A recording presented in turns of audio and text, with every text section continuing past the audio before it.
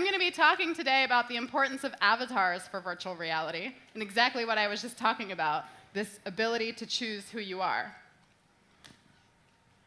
So you heard from Frank Steinicke a little bit about virtual reality. I'm also going to quickly here define it. When I talk about virtual reality, I'm talking about computer simulations of real or fictional environments, because let's face it, we don't always love the real world, so we want the fictional environments with which users can interact.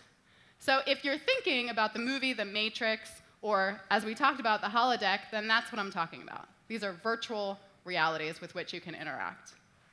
And I think what's important for virtual reality of the future and today is that the idea is to engage all of the senses of and the entire body. So to really be there with your whole body and your whole senses. So to hear, to see, to taste. So there's scientists out there working on tasting virtually, on smelling virtually, of course on touching virtually, but also having your whole body there, right? So just feeling like your whole body and your whole presence is in a virtual space.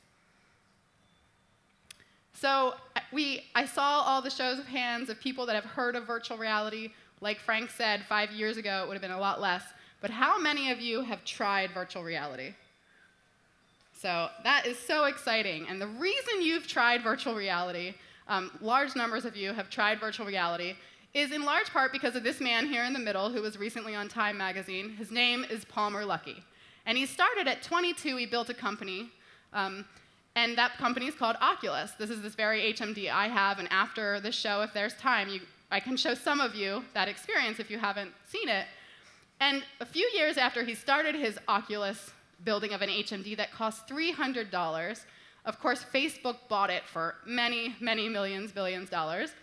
And then they also teamed up with Samsung and built the Gear VR, which is what I can show you. Now, they're not the only players in the market, which is what's so great about VR right now. HTC Vive, I would say, has one of the best HMDs at the moment, HTC being one of the biggest smartphone producers. They've teamed up with Valve, a big game company.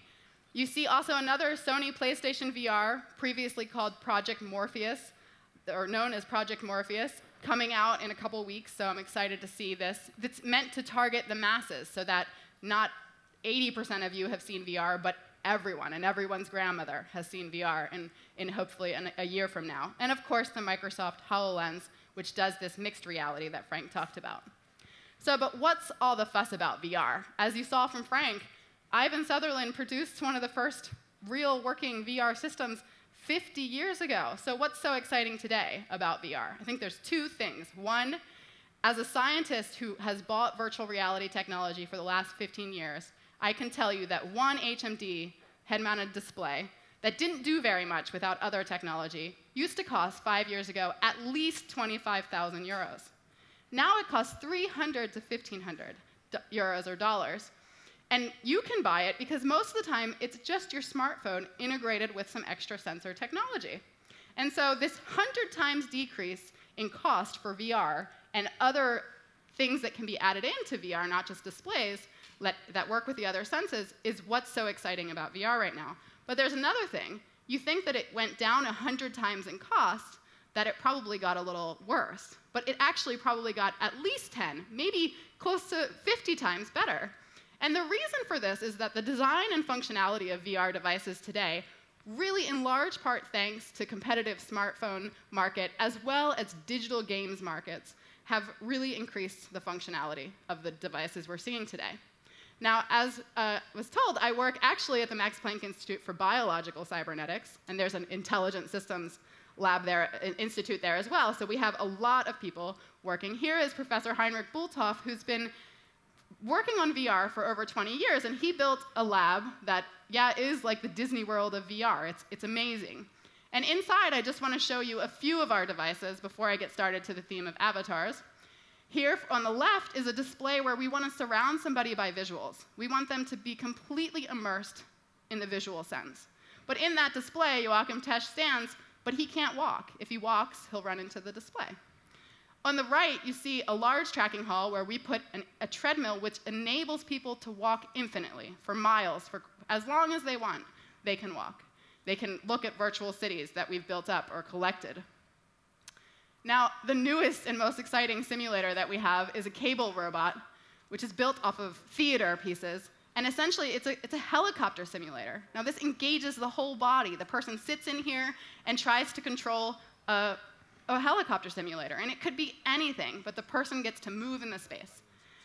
Another simulator that we have that I've used in recent European projects to help people feel more comfortable, for example, when you're flying on a long-haul flight, you might really want to put on a virtual reality headset, because let's face it, we don't all go on airplanes with 100 of our closest friends. They're all strangers, and we'd probably rather be somewhere else. So we've used this simulator to test ideas on increasing comfort and increasing time perception when flying. So, but what about avatars? And what are avatars? How many of you, when I say avatars, think of something blue, like what I put here, right? So this girl, actually, in the movie Avatar, she's not an avatar, right? Because she's her own being, right? The person who's an avatar is actually Jake, who gets to actually go from his crippled body into a blue body and be with these other people. And an avatar, by definition, is something that embodies something else. So he would be an avatar, but he's embodying something really physical. It's the future of what I think will come for virtual reality. What's often avatars are referred to as a digital representation of the user or the player. And that's what I use. So I want to argue today that VR and avatars are going to revolutionize media, that it's like no media you've experienced before in its full potential. And we all know we've read, hopefully all of us have read a very immersive novel or book. We've watched TV, we watch movies, we experience social media, and many of us have teleconference calls like FaceTime or Skype or Google Hangout. And that looks something like this. Frank Steineck and I, for example, over the next 6 weeks have to meet probably once a week in something like this. And I can tell you it's not that much fun. But what I want to ask is the user the absolute center of these medias?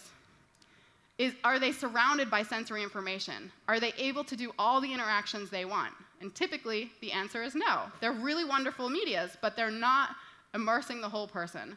So immersive multisensory VR and avatars can achieve this by being a new revolutionary media. And I want to give one example of this that I'm inspired by. I don't have the videos here, but go to YouTube if you like this story. What happened was Samsung Gear VR enabled two people who lived on were on opposite sides of Australia because of work. They were able to experience the birth of their son together. And you see this man on the left wearing one of these Gear VRs, and he was able to see the birth of his son. Now, important is that the mother, Allison, she could speak, look at, and interact with the father. So it wasn't a one-way thing. She felt like he was there. And this is the concept of being there or being together. And you can see more efforts on this from Professor Mel Slater, who's been working on applications for being there and being together for more than 20 years. And when they did finally meet and see the baby, the father saw the baby for the first time, they felt like they'd already met because they'd met virtually. And I think that's going to be the future. We're going to meet each other really virtually, and it's going to be indistinguishable. Now, what do my avatars look like? These are a few years old, but this is what I do. I bring people in, I put them in some technology like this little markers on the person, and I can give them in real time an avatar that looks something like them in this case, that has about their shape, and moves identically to them, and in the same time they move. And I could put a head-mounted display on them, and they can look down, and they can see that body as if it's their own. So, but I don't want an avatar that looks kind of like them. I want an avatar that is them. And so we also have personalized scanners, kind of like Connect. I like to call it Connect on steroids, because it's very expensive and very many cameras. And what we can do is get a 3D mesh, a texture, and we can get an avatar that is, for example, this is one of my PhD students, Anna. And with that, what's really great about these avatars is, like I said, she doesn't need to be herself. We can modify her. We can make her fatter or thinner for some of the studies that I do. Here's an avatar of me on the bottom. I hope you can see. I've turned myself into Disney, I think Elsa from Frozen. So I've taken myself and said, hey, what would I look like if I was a Disney princess? Doesn't everyone want to do that? And you know, we could turn people into any styles. It doesn't have to be Disney. We have Barbie so far, and we look at how it affects what people do. But I'm going to tell you just about 2 research questions now that we do with this avatar technology. Now that I've convinced you it's going to change the world of VR. We do this with the Tübingen University Hospital with patients there.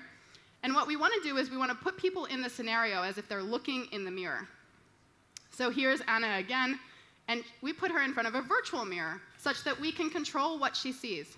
So she actually is looking in a mirror, and we're asking her question after question, such as, is that your body? Or is that fatter or thinner than you? We can ask any question, and by asking those questions, we can see how she experiences the body. Now, I said we're working with patients. We've just about finished working with anorexic patients, because what we know is that when people look in the mirror, we ask the question, do they really see themselves as they really are? So any of you that maybe are a little dissatisfied with your body, which happens occasionally, might imagine that when you look in the mirror, you aren't so happy with your body. And we are asking, do people even see their body the way it is? And what we found so far is that with healthy females, they perceive their body very accurately. But when we ask them what's their desired body, they want it to be a lot thinner. This, by the way, doesn't happen for men. We've finished the trials with that as well. Not so surprising. But what's interesting is that typically the popular media thinks that anorexic patients perceive their body as fatter, and that's part of their problem. And we're not seeing that in our studies so far. We do see that they know their body is underweight, severely underweight, and they want even slightly more underweight body.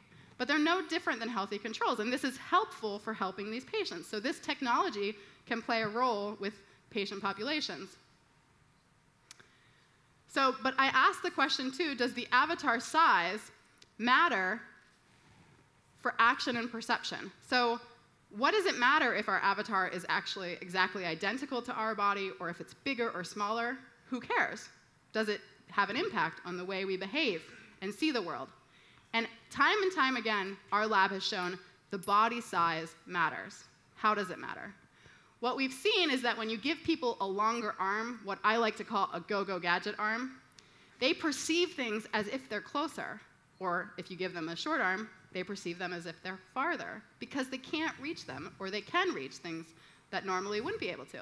Likewise, if you give people a fatter arm, they think the objects around them are smaller, because we use our bodies as a ruler to see the world. So avatars are important how we design them, because it will change the way they experience everything.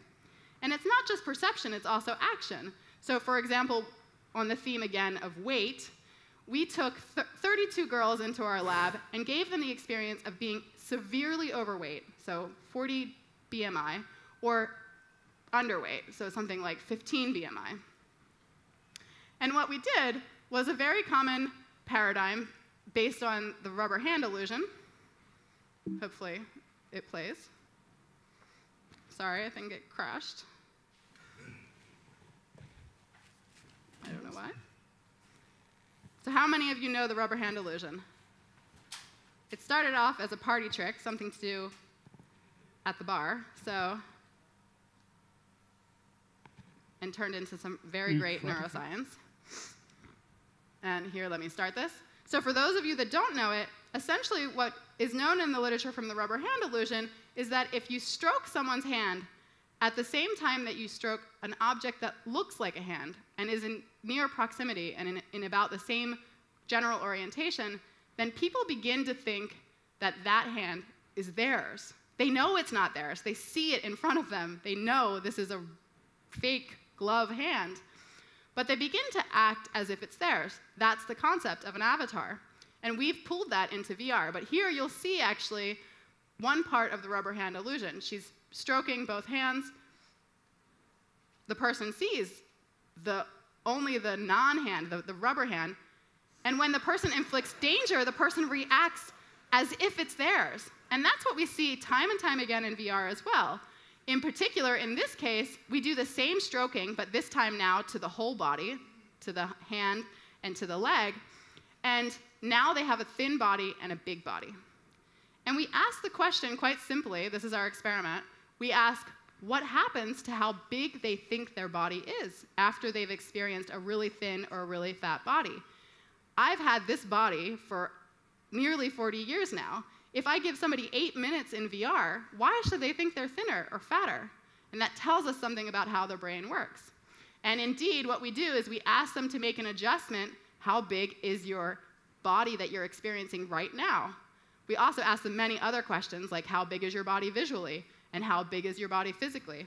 Today, I'm just going to tell you about this task, and also we ask them to tell us how big would a door need to be so you could pass through it.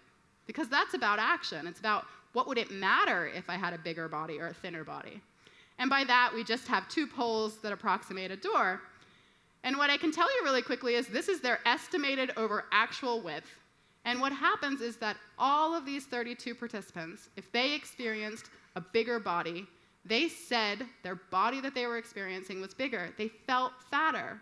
If they experienced an underweight body, they felt thinner, and they reported that they would need different actions to happen. So just 8 minutes, and the brain adapts to these new avatars. Now, before I close, I just want to say we're already working on future directions for using avatars in more VR health applications. For example, we're doing patient assessment and therapy not only in eating disorder patients, like I mentioned already, but also in stroke patients, so Schlaganfall Patienten. And here we do it in the ICU, so right away, 24 hours after the person has a stroke, and this is only possible with this new VR technology. We also are working on healthy games targeting obese and low physical activity youth and families. We're trying to get people to move, right? And there's lots of fun ways to get moving, like, for example, to the music we had earlier. It was really some way that maybe VR can facilitate these kind of games. We also have serious games for stress management and relaxation in VR, because VR can give people a body, but it could also take it away. And it might be that what a lot of relaxation techniques are trying to do is to get you to forget about your body. And VR can do that very well. So we're working on that as well. Before I come to the final message, I'd just like to thank my group here on the left, 4 PhD students and 2 research scientists, and of course, all my many collaborators, as well as funding. And finally, I want to say, if you want to get into VR a little bit, my world of VR, we make virtual Tübingen free. Come to Tübingen, see real Tübingen, but you can also download virtual Tübingen and play around with it in Unity, for example, a 3D game engine. And I think the future is going to bring personalized self-avatars too. So I think these are going to be, in the next 5 to 10 years, you can build your own avatar. And you can build your own Disney U, for example. So, and finally, thank you so much for your attention.